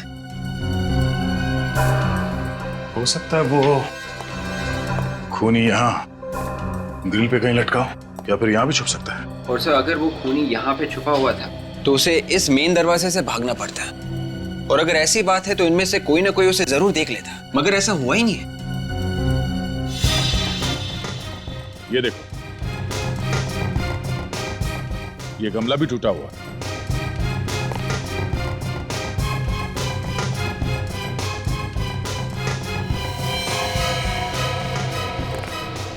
गोली का शेल। ओह, इसका मतलब है गोली यहां से चली है। लगता है कोई भरी हुई गन यहां पर गिरी, मिसफायर होकर गोली छूट गई और वहां दीवार पे, फिर वहां से उस दीवार पे और फिर वहां से डायरेक्ट निष्ठा की गर्दन पे जाके लगी। मगर सर कोई लोडेड गन ऊपर से नीचे क्यों फेंकेगा? और सर अगर गोली यहाँ से चली है तो गन तो यहीं होनी चाहिए थी, लेकिन यहाँ तो कोई गन नहीं है। ये बात तो है, यहाँ पे ऐसा कुछ हुआ है जो हमें दिख नहीं रहा है। क्या ये निष्ठा के फ्लैट के ऊपर यहाँ 10वें और 11वें माले पे कौन रहता है? सर 10वें माले पे मनन और शिमोना रहता है। सर उनकी नई नई शादी हुई है, बड़े प्यारे बच्चे हैं। और 11वें माले पर सर वो आखोश रहता है, बड़ा ही बदतमीज और खड़ूस किस्म का आदमी है। पहले इनसे मिल लेते हैं। जी सर।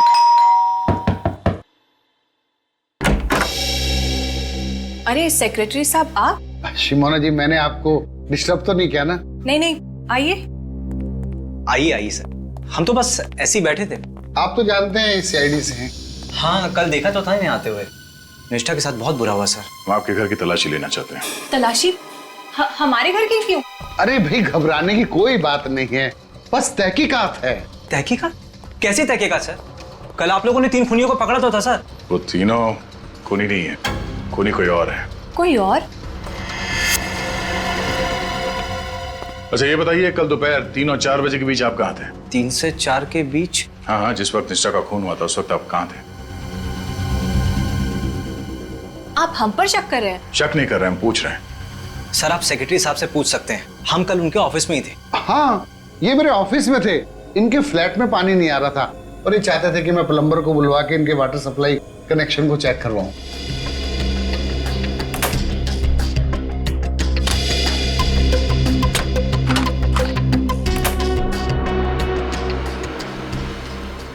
आपने ये बात हमें पहले क्यों नहीं बताई? सर आपने पूछा नहीं और मैं भी कामों में उलझा रहा।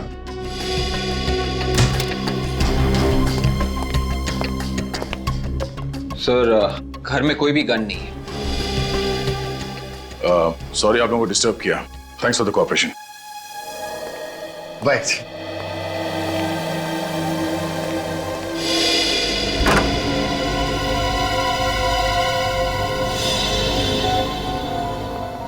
सर इस फ्लैट के ऊपर और कोई फ्लैट बचा नहीं है, शायद वो गन इसी फ्लैट की खिड़की में से गिराई होगी। चलो यहाँ भी देख लेते हैं। अरे सर एक मिनट, सर इस फ्लैट को आप शाम को नहीं देख सकते? क्यों? अभी देखने में क्या प्रॉब्लम? सर इस फ्लैट का मालिक है आघोष, बड़ा ही बदतमीज किस्म का आदमी है। दोपहर में उसको कोई परेशान करे ना तो उसे बड़ा गुस्सा। अच्छा हाँ सर। जरा हम भी देखें कितना गुस्सा आता है इसे।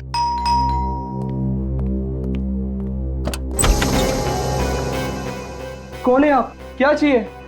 बेटे आपके पापा कहाँ हैं? पापा तो कमरे में सो रहे हैं। उनसे कहो कि जागने का टाइम आ गया है। सीआईडी आइए। सीआईडी मेरे घर में? ओह, हमें तो लगा आप सो रहे हैं। मैं सो या जागो इससे तुम्हें क्या मतलब है? और तुम यूं मुंह उठा के चले आते हो। फोन करके पूछना तो चाहिए ना कि आदमी फ्री है कि नहीं। हमने कहा इनसे हमें आपके घर की खिड़की देखनी है। देखिए आप बदतमीजी कर रहे हैं, इस तरह मेरे घर पे आप घुस नहीं सकते। देखिए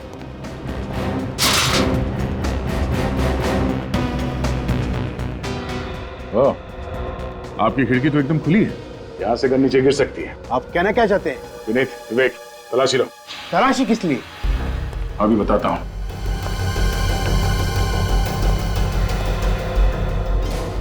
हमें शक है कि निष्ठा का खून आप ही के घर के खिड़की से हुआ है। मेरे खिड़की से? हाँ। निष्ठा का खून तो उसके कजिन्स ने किया है ना? कल आप लोग तो उन्हें साथ ले गए थे। नहीं, निष्ठा का खून उसके कजिन्स ने नहीं किया। किसी ने एक भरी हुई गन ऊपर से नीचे फेंकी, जो निष्ठा के खिड़की पर रखे गमले से टकराई, ट्रिगर दब गया और उसी से निकली गोली से निष्ठा की मौत हुई है।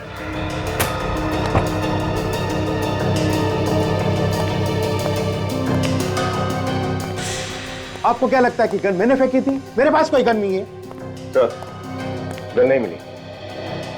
अब तो आपको यकीन हुआ ना? अच्छा ये बताइए कि कल दोपहर 3 और 4 बजे के बीच आप क्या कर रहे थे? This is ridiculous. अब भी आप मुझ पे शक कर रहे हैं? आपने शायद ठीक से सुना नहीं, मैंने आपसे क्या पूछा। कल दोपहर 3 और 4 बजे के बीच आप कहां पर थे? मैं सो रहा था गहरी नींद में। और तुम क्या कर रहे थे? सर मैं तो टीवी पे म्यूजिक चैनल देख रहा था सर। टीवी पे म्यूजिक चैनल देख रहे थे? धीमे वॉल्यूम में देख रहे थे या तेज वॉल्यूम? इससे आपको क्या मतलब है? मैंने सवाल इससे पूछा है, आपसे नहीं। बताओ। सर रॉक म्यूजिक तो तेज आवाज में ही देखते हैं ना। कमाल है, तेज वॉल्यूम में तुम रॉक म्यूजिक देख रहे थे और आप बड़े आराम से सो रहे थे। आप डिस्टर्ब नहीं हुए? हाँ नहीं हुआ। अगर दोबारा आप लोगों ने मुझे बदनाम करने की कोशिश की तो मैं मीडिया को बुला के तुम सबको बदनाम कर दूंगा। अच्छा, अगर निष्ठा के खून में तुम्हारा हाथ हुआ तो चलो।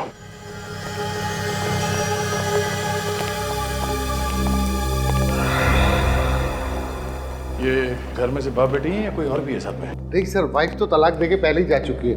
एक नौकरानी है सर, धान्या, वो उन दोनों के साथ रहती है। 24 घंटे साथ में रहते? जी सर। लेकिन अभी तो घर पे कहीं दिखाई नहीं दी वो। सर बाजार गई होगी। किसानिया से बाद में मिलते हैं। सिर्फ छत बची है, गन वहां से भी गिर सकती है।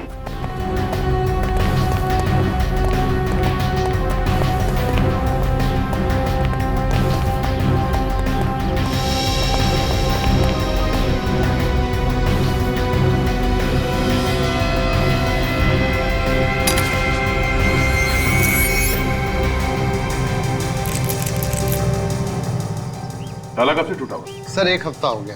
और आपने इसे बदलने की जरूरत नहीं समझी? मैं सोच ही रहा था बदलवाने का। और इससे पहले आप बदल पाते, उन्हीं ने अपना काम कर दिया।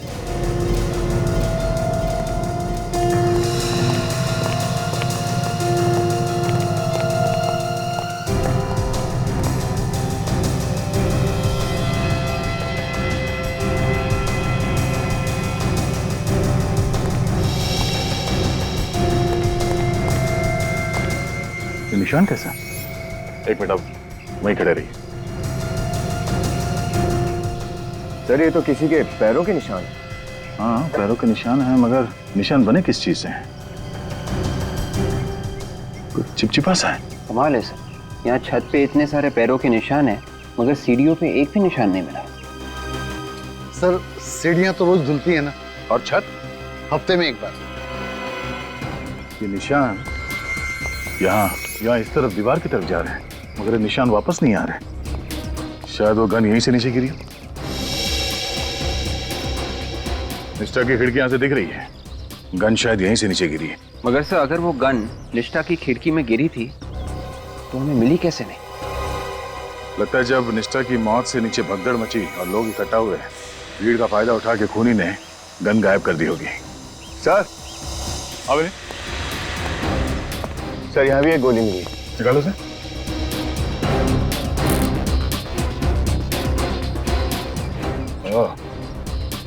सिर्फ निष्ठा के घर पे एक गोली नहीं चली, यहाँ छत पर भी गोली चली है। इसका मतलब ये है सर, यहाँ एक नहीं 2 खून हुए होंगे। मतलब सर निष्ठा का खून गलती से हुआ था, खूनी यहाँ पे किसी और पे गोली चला रहा था, उसके हाथ से गन गिरी, निष्ठा की खिड़की में जाके गमले पे लगी और गोली चलने की वजह से निष्ठा का खून हो गया। लगता कुछ ऐसा ही है। पहले हमें ये पता करना होगा कि यहाँ पे जो गोली चली है उससे किसी की मौत हुई है या नहीं, और अगर हुई है तो किसकी, और उसकी लाश कहाँ है। विवेक, इन पैरों के निशान को उठा लो, डॉक्टर सालों के ही बताएंगे कि पैरों के निशान है किसके। सर अगर वाकई यहाँ पर भी एक खून हुआ है तो लाश कहाँ छुपाई होगी उसने? खूनी उसी वक्त लाश को तो नीचे नहीं लेके गया होगा, क्योंकि लिफ्ट बंद थी और नीचे निष्ठा की मौत की वजह से काफी लोग इकट्ठा हो गए थे। तो सर उसने रात होने का इंतजार किया होगा और रात होने के बाद ही वो उस लाश को इस बिल्डिंग से बाहर लेकर गया होगा। सुनिए, कल रात को नीचे गेट पे कौन सा वॉचमैन ड्यूटी पे था? सर बांगा। वैसे तो वो 7 बजे आता है, आप कहो तो मैं अभी बुला दूं? नहीं, उसे हम रात को ही मिल लेंगे। पहले इस पैरों के निशान का राज तो खुल जाए। बॉस अब धुंध एकदम साफ हो गई। टेरेस पर से आप लोगों को जो गोली मिली थी वो उस गोली से एकदम मैच करती है जो हमें इस निष्ठा की बॉडी में से मिली। एक्सीलेंट सालुंके, कैसे पता चला? दोनों गोलियां 9 mm की और दोनों गोलियों पर जो गन की बैरल के खास निशान होते हैं वो मैच करते हैं। इसका मतलब साफ है बॉस, दोनों गोलियां उस एक ही गन से चली। सर गोलियों का राज तो साफ हो गया, पर छत के ऊपर से जो चिपचिपे पैरों के निशान मिले थे, वो चिपचिपी सी चीज क्या है, कुछ पता चला? हाँ, मैं दिखाती हूँ, प्लीज आइए।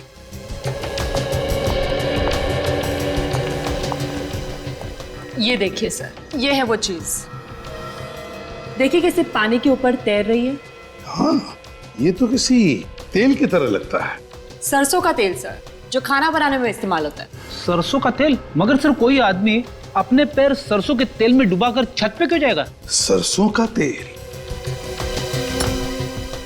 सरसों का? तो क्या वो पैरों के निशान उस खूनी के हैं या फिर किसी और का भी शिकार हुआ है?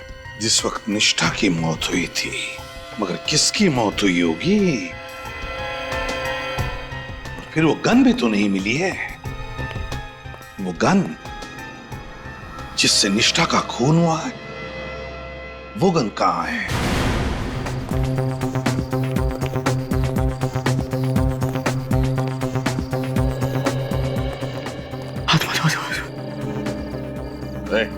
आत्मा, बचाओ बचाओ बचाओ। आत्मा क्या? माफ करना साहब, मैं डर गया था। इतना डर लगता है तुम्हें तो रात की ड्यूटी कैसे करते हो तुम? हाँ साहब, मैं तो ये ड्यूटी करना नहीं चाहता। मैंने सेक्रेटरी साहब को बोल दिया है कि कोई दूसरा वॉचमैन ढूंढ ले। वॉचमैन जब आएगा तब आएगा, अभी तो ड्यूटी पे तुम ही हो ना? हाँ साहब। और कल रात को भी ड्यूटी पे तुम ही थे। कल की रात की तो बात ही मत करो साहब। कल की रात तो मैं इतना डर गया था कि दिल का दौरा पड़ने से मेरी मौत भी हो सकती थी। क्या हुआ था कल रात? कल रात इंटरकॉम से मुझे एक आत्मा का फोन आया था साहब। ये आत्मा की रट लगाना बंद कर दो, समझे? कोई आत्मा नहीं होती, सिर्फ इंसान होते हैं। अच्छे इंसान, बुरे इंसान, बस। मैं अपनी माँ की सौगंध खा के कहता हूँ साहब, कल फ्लैट नंबर 900 से मुझे फोन आया था। हाँ, फोन आया तो क्या हुआ? इसमें इतना घबराने वाली कौन सी बात है? घबराने की बात तो है ही साहब। जब से ये बिल्डिंग बनी है तब से फ्लैट नंबर 900 खाली पड़ा है। फ्लैट नंबर 900 खाली पड़ा? हाँ साहब। और तुम्हें पूरा यकीन है कि फोन फ्लैट नंबर 900 से आया था? हाँ साहब। वो आत्मा मुझे बोली, भाग जा ऐसे, चला जा, नहीं तो तेरा हलवा बना दूंगी। और तुम डर गए और यहाँ से भाग गए? हाँ, नहीं तो क्या करता साहब, जान तो सबको प्यारी है। मैं तुरंत सेक्रेटरी साहब के पास गया और उनको बोला कि कोई दूसरा आदमी ढूंढ ले। तो फिर आज क्यों आया ड्यूटी पे? जब तक कोई दूसरा आदमी नहीं मिल जाता, इस आत्मा को तो मुझे ही झेलना पड़ेगा ना। तुम्हें उस आत्मा ने फोन नहीं किया है, खूनी ने फोन किया तुम्हें। उसने तुम्हारे इस डरपोकपने का फायदा उठाया, तुम्हें यहाँ से भगाया और फिर उस लाश को बिल्डिंग से बाहर ले गया। लाश? किसकी लाश साहब? किसकी लाश ये तो मालूम नहीं, पर यह बात तय है कि निष्ठा के खून के अलावा कोई ना कोई और जुर्म भी हुआ है इस बिल्डिंग में। फ्लैट नंबर 900 की चाबी है ना तुम्हारे पास? चाबी तो है साहब, लेकिन मैं वहां अकेला नहीं जाऊंगा साहब, अकेला नहीं जाऊंगा। तुम्हें कौन कह रहा है अकेले जाने के लिए? विवेक, और फ्लैट में जाके चेक करो। चलिए। हाँ सर। जल्दी चलिए।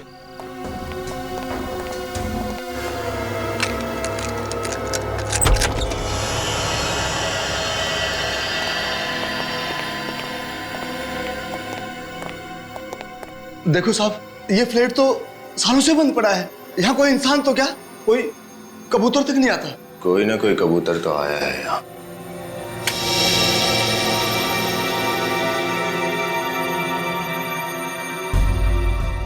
फ्लैट की तो लाइट चालू है। ये रहा इंटरकॉम। इस इंटरकॉम पे सब हो रहा था।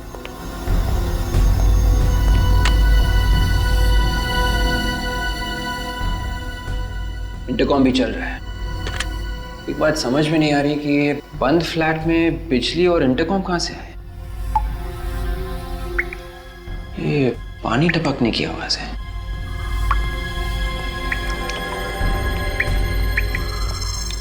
ये पानी कहां से टपक रहा है?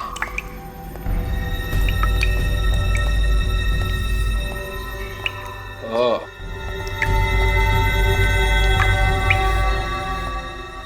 कमाल है, पानी भी चालू है।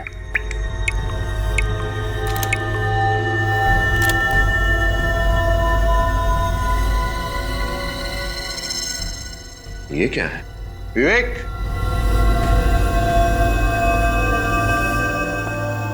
कुछ मिला? हाँ, ये देखो।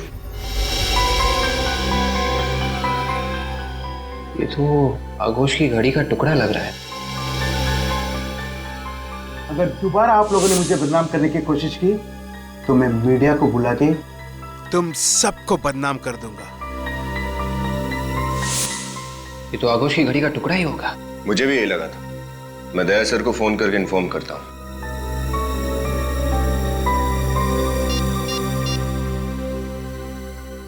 हेलो, क्या सर? इसकी सहमत है कि इस वक्त मेरे घर की घंटी बजा रहे हैं। आप लोग? ये कोई वक्त है किसी शरीफ के घर पे आने का? शरीफों के नहीं, मगर बदमाशों के घर तो आया जा सकता है ना। What nonsense! एक तो आधी रात को मुझे नींद से जगा दिया और मेरे घर पे आके मेरी बेइज्जती कर रहे हो। तकलीफ के लिए माफी चाहते हैं। वो ऐसा है कि हम आपके लिए एक तोहफा लाए हैं। कैसा तोहफा? जरा अपनी घड़ी दिखाइए, रिस्ट वॉच। क्यों? दिखाइए तो सही। बिना घड़ी के तोहफा दिखाने में मजा नहीं आएगा। कौन है पापा? गुड मॉर्निंग बेटा, सीआईडी अंकल। बेटा ड्रॉअर में से जरा मेरी घड़ी लेकर आना। हाँ पापा, लेकर आ। जल्दी लो।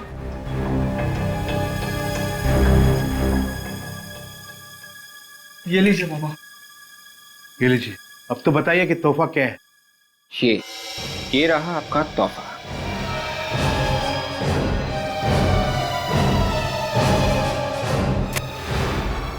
सर, ये तो मेरी घड़ी का है। शुक्र है आपने माना तो सही कि आप ही की गाड़ी का है, वरना हमें तो लगा था कि आप बोलोगे आपका है ही नहीं। मैं क्यों कहूँ कि मेरा नहीं है? क्योंकि पिन हमें फ्लैट नंबर 900 से मिला है। Flat number 900? ये वहाँ कैसे पहुँचा? कल रात आप वहाँ के इंटरकॉम से फोन करने गए थे, आत्मा बन के। शायद उसी दौरान गिर गया होगा।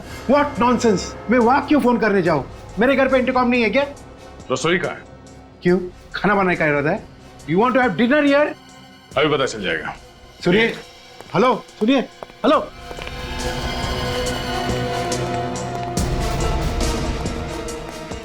सरसों के तेल का डब्बा का है। Officer, are you serious? रात को 1 बजे किसी अजनबी के घर पे आप क्या खाना बनाओगे? हाँ, क्यों नहीं। वैसे भी आपने अभी तक मेरे हाथ का बनाया खाना खाया किधर है?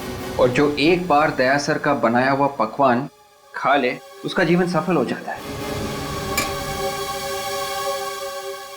सर, ये रहा सरसों का तेल, सैंपल ले लो। क्या वो चीज? तेल खत्म होने वाला है, इस महीने का राशन नहीं मंगाया अब तक? वो अरे विनीत, ऐसी क्या बातें कर रहे हो? हाँ? राशन तो मंगाया होगा। ये तेल किसी ने गिरा तो नहीं दिया? हाँ?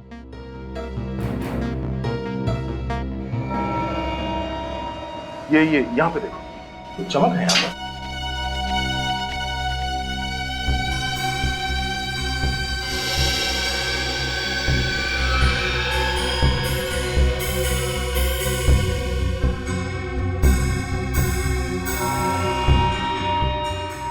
ये देखिए सर।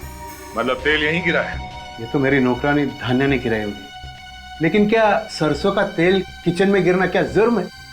अब जुर्म है या नहीं, इसका जवाब धानिया ही देगी। बुलाओ जरा उसे। वो इस वक्त यहाँ पर नहीं है।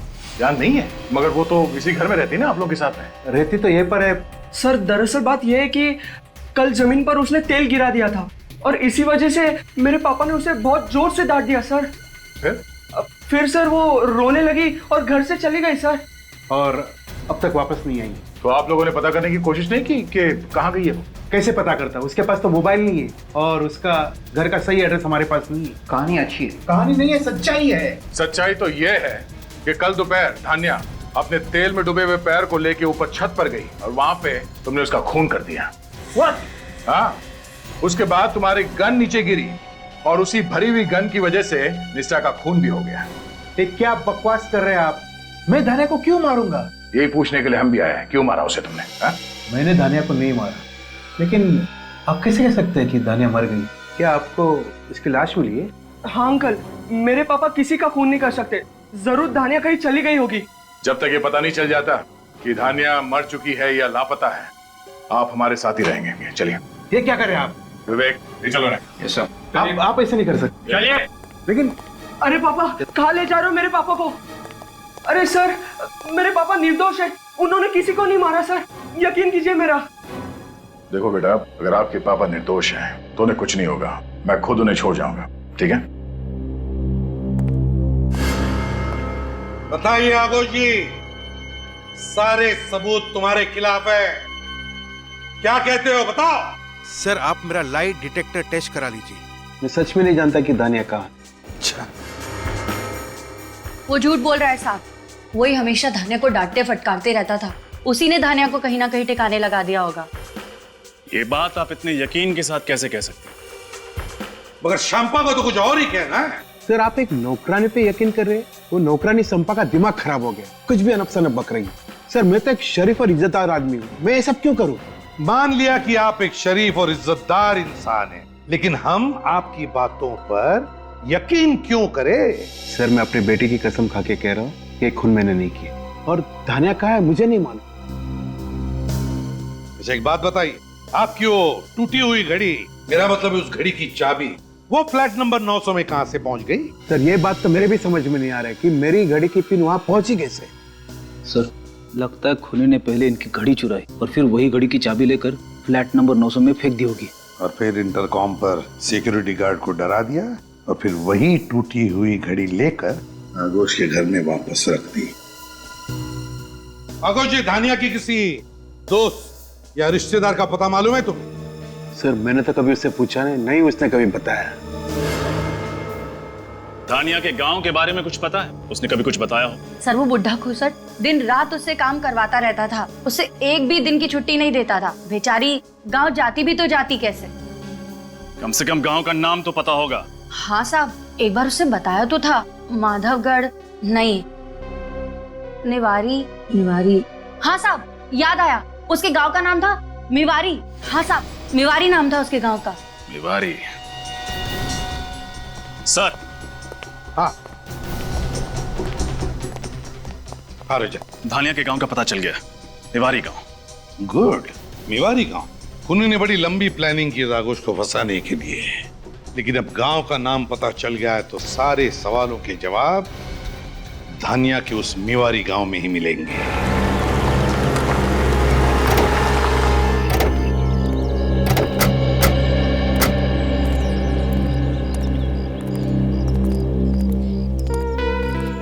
लगता है आप लोग रास्ता भटक गए हैं। कहाँ जाना है आपको? नहीं, हम लोग बिल्कुल ठीक जगह पहुंचे। हमें कुछ पूछताछ करनी है। पूछताछ? आप लोग पुलिस वाले हैं? हम सीआईडी मुंबई। सीआईडी मुंबई? जी। किसे ढूंढ रहे हैं आप? इस स्केच को ध्यान से देखिए, इस लड़की को पहचानते हैं आप? ये तो धानिया है ना? बिल्कुल ठीक, धानिया। आप बता सकते हैं इसका घर कहाँ पे है? साहब उस तरफ आइए। ये रहा धानिया का घर साहब। जी साहब।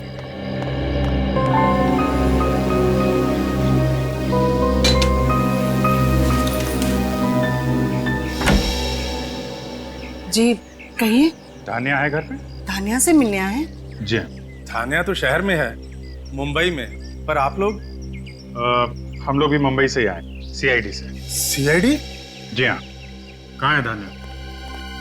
घर पे नहीं है क्या? आप लोग धानिया को क्यों ढूंढ रहे हैं? एक्चुअली धानिया पिछले 2 दिनों से गायब है। गायब है? जी हाँ, हमें लगा कि वो अपने गांव आ गई होगी, इसलिए हम लोग यहाँ आए। मेरे बच्चे कहाँ चले गए? कौशल्या धीरज रखो। साहब वो तो यहाँ नहीं आई। धानिया यहाँ नहीं आई? जी नहीं। पर किट्टू कहाँ है? उससे कुछ भी पता नहीं चला धानिया के बारे में। किट्टू कौन है? धानिया का पति। धानिया शादीशुदा है? हाँ, किट्टू और धानिया की शादी को पिछले महीने पूरे 2 साल हो गए। मगर किसी ने भी उसके पति के बारे में हमें कुछ नहीं बताया। पर आपको उसके गायब होने की खबर किससे मिली? आगोश से। उन्हीं के घर धानिया नौकरानी का काम करती थी, आपको तो मालूम ही होगा। मेरी बेटी और नौकरानी? ये आप क्या कह रहे हैं साहब? मैंने अपनी बेटी को हमेशा राजकुमारी की तरह रखा, उसे घर का काम कभी नहीं करने दिया। आप ये क्या कह रहे हैं कि मेरी बेटी शहर में नौकरानी का काम करती है? जो कुछ हमें पता चला है हम बस वही बता रहे हैं आपको। अगर मुझे पहले पता होता कि शहर जाकर मेरी बेटी धानिया की ऐसी दुर्दशा हो जाएगी तो मैं उसे शहर कभी ना जाने देती, इस गांव से कभी नहीं। अच्छा ये बताइए, क्या धानिया पिछले 2 साल से मुंबई में ही रह रही थी? नहीं, शादी के 2 साल हो जाने के बावजूद वो उसे साथ नहीं लेके जा रहा था, हर बार टाल देता था वो। पिछले महीने मैंने उसे साफ साफ कह दिया कि गांव वाले तरह तरह की बातें कर रहे हैं, इस बार तुम्हें उसे साथ लेकर जाना ही पड़ेगा। किट्टू, इस किट्टू की कोई तस्वीर है आपके पास? हाँ, मैं अभी लाती हूँ। प्लीज।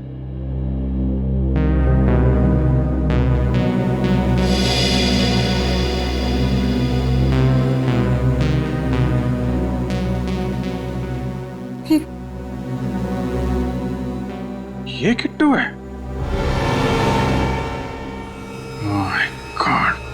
क्या ये सब करना जरूरी है ऑफिस?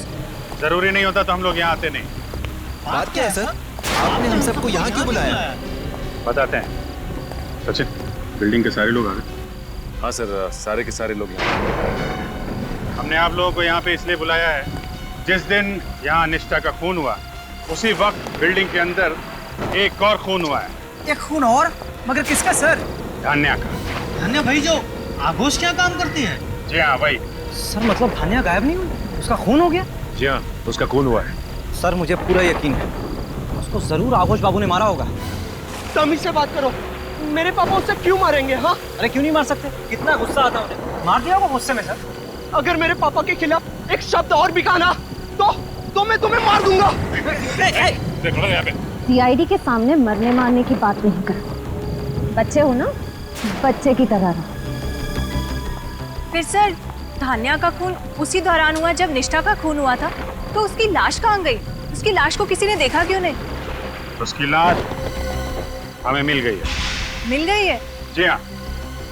और आप लोग कल सुबह 9 बजे प्रीतम नगर वाले मुर्दाघर में आएंगे उसकी लाश को पहचानने के लिए। एक लाश को पहचानने के लिए हम सबको आना है?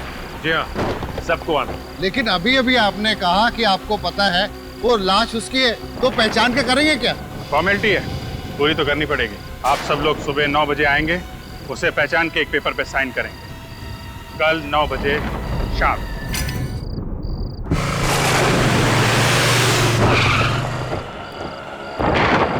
सर आपको लगता है खूनी अपने जाल में फंस जाएगा?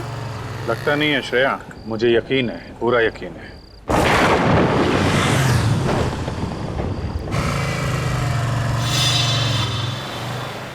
सर आपका तीर सही निशाने पे लगा। चलो देखो कहाँ जा रहा है।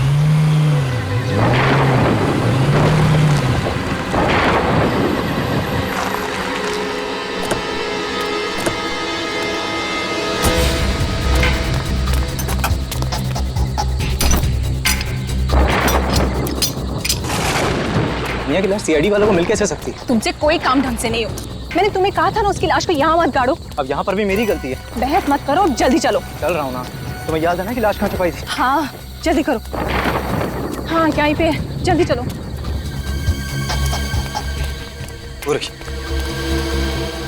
ये पकड़ो, जल्दी जल्दी मिट्टी निकालो।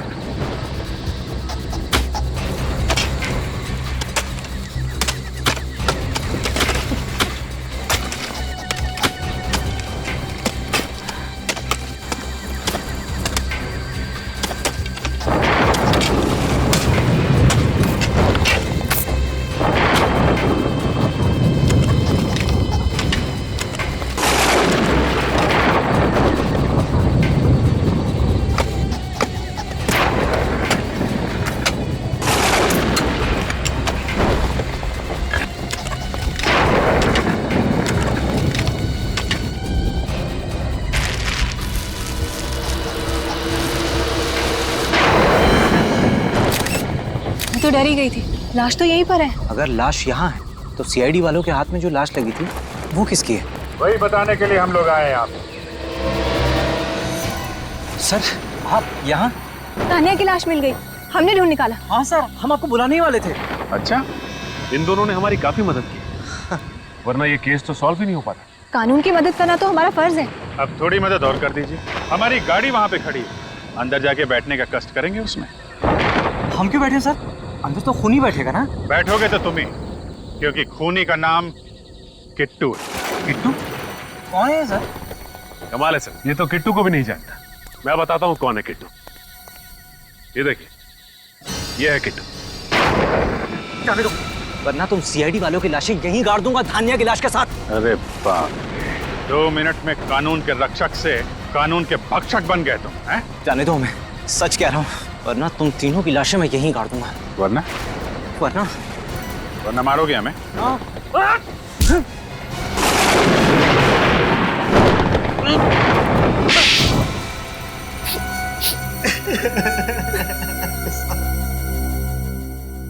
मैं ही किट्टू सर, मैं ही किट्टू। मैं धान्या से शादी नहीं करना चाहता था सर, घर वालों ने जबरदस्ती उसे मेरे गले बांध दी। वाह रे वाह, क्या वजह थी खून करने की? वाह, अगर शादी नहीं करनी थी तो इनकार कर देते। अगर इनकार करता तो पिताजी मुझे अपनी जायदाद से बेदखल कर देते। 1 रुपया तक नहीं मिलता मुझे। और इसीलिए तुम दोनों ने प्लान बनाया धानिया को रास्ते से हटाने का। हाँ, पहले हमने उसे आगोश के घर में नौकरानी का काम दिलवाया ताकि वो हमारी नजरों के सामने रहे। हाँ, और फिर एक दिन मौका पाकर हमने आगोश बाबू की घड़ी की चाबी चुरा ली ताकि खून का सारा इल्जाम हम आगोश बाबू के सर डाल सके। और फिर सोसाइटी के सेक्रेटरी के पास जाकर झूठ बोल दिया उसे कि फ्लैट में पानी नहीं आ रहा है, हाँ? ताकि हम छत में पानी चेक करने के बहाने जाएं और वहीं धान्या का काम तमाम कर दें। इसलिए हमने धान्या को ऊपर बुलाया था। ज्यादा इंतजार तो नहीं कराना मैंने। तुम्हारे इंतजार की तो मुझे आदत पड़ गई है। पहले गांव में 2 साल इंतजार कराया, अब शहर में आकर भी मुझे उसी हक का इंतजार है जिसके लिए मैंने तुमसे शादी की थी। ऐसा तुम्हारी बीवी होने का हक। वो हक सिर्फ और सिर्फ शिमोना का है, समझी? अगर तुम्हें उसी को बीवी बनाना था तो तुमने मुझसे शादी क्यों की? क्यों मेरी जिंदगी बर्बाद कर दी? मैं तुमसे कोई शादी वादी करने वाला नहीं था। जो कुछ किया वो सिर्फ अपने घर वालों के दबाव में आकर, समझी? अगर ऐसा ही है तो छोड़ दो मुझे। मैं अब एक नौकरानी की अपमान भरी जिंदगी और नहीं जी सकती। देखो, तुम्हारी किस्मत की रेखाओं में जो लिखा है ना, यही तुम्हारी जिंदगी है। और अगर अपनी तकदीर के साथ समझौता करने की कोशिश की तो अंजाम अच्छा नहीं होगा। बस मैं अब अपनी जिंदगी के साथ और कोई समझौता नहीं करूंगी। वापस गांव जाकर एक नई जिंदगी शुरू करूंगी। और मौत के साथ क्या समझौता करोगी? मौत? किसकी मौत? क्या मतलब है तुम्हारा? तुम यहाँ से अब अपने गांव नहीं नौ जाओ। छोड़ दो मुझे, मैं सबको बता दूंगी। तो तुम्हें मत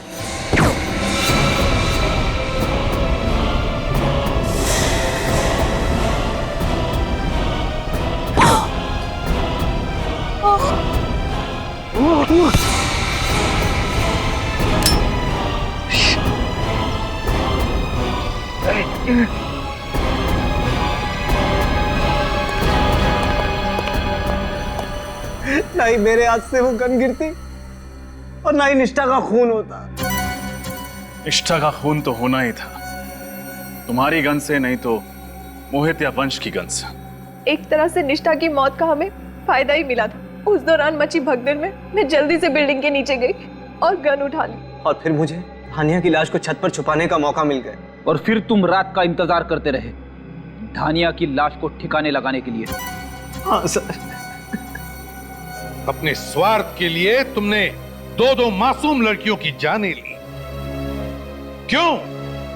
क्या हक था तुम्हें? उनकी जान लेने के बजाय अपने माँ बाप को यह कहने की हिम्मत दिखाते कि तुम्हें शिमोना से ही शादी करनी थी, तो शायद आज तुम दोनों की जिंदगी खुशहाल होती। अब तो तुम्हारी किस्मत में सिर्फ 2 ही चीजें हैं, सिर्फ 2, जेल की काल कोठरी और फांसी का फंदा। इस तरह के और भी एपिसोड देखने के लिए हमारे चैनल को सब्सक्राइब करें और बेल आइकन दबाना ना भूलें।